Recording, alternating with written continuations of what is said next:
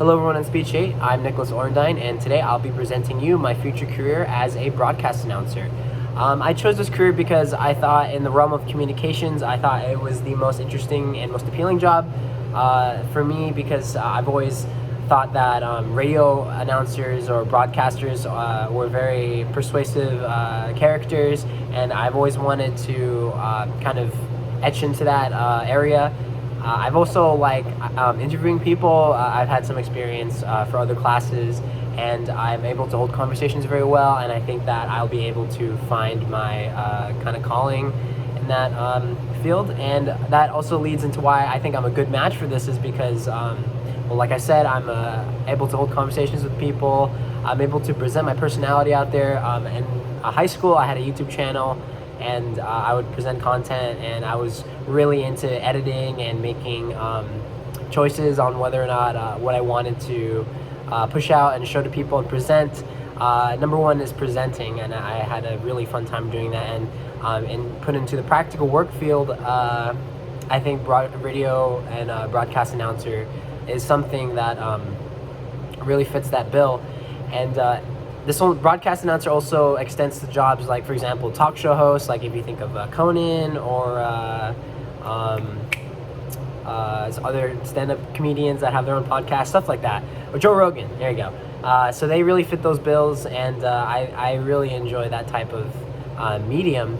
And for future employment, I'm considering only staying in California. I love the state, so if we're looking at that, California workers on average earn about $49,000, roughly speaking, and 10% of workers earn $29,000, roughly close to $30,000 or less, and 10% of workers earn $99,000 or more.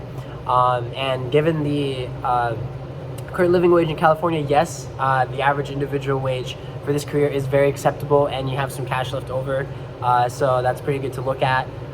Considering also the employment trends, the jobs are projected to grow about 15% from 2020 to 2030, with an increase of 460 annual job openings. But overall in the U.S., it is projected to decline by 11%. So luckily I am staying in California specifically, so I have a very positive outlook on this prospective job.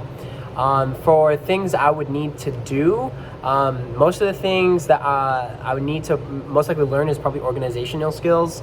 Most likely because, for example, things where I have to, process information, for example, on this list it says compiling, coding, categorizing, calculating, scheduling. I still need to work on scheduling because I am really bad in real life with that. Estimating quantities of characteristics of certain things and events, estimations of sizes and quantities for certain projects and certain things like that. Most of the things are just the data, the organizing data, getting things down on lists and spreadsheets and stuff like that. But everything else, for example, monitoring, resolving conflicts, interpersonal communication, I think I can tackle that. And for educational needs, it's not too hard. Everything for me is in progress right now. Most of the broadcast announcer degrees require 4 years bachelor's, so I am working on that for communication studies. And a lot of the job training is on site, so I need to really get into that field just to get my experience down, as with most careers. Yeah. So to conclude the vlog, I chose this career simply because I've always really enjoyed the thought of broadcasting my personality out to the American public and working with others, interviewing, and just being overall general nice personality for people to see. And the last thing that I have for you is, would you be able to present your personality and be able to work with so many different people for a living? Thank you.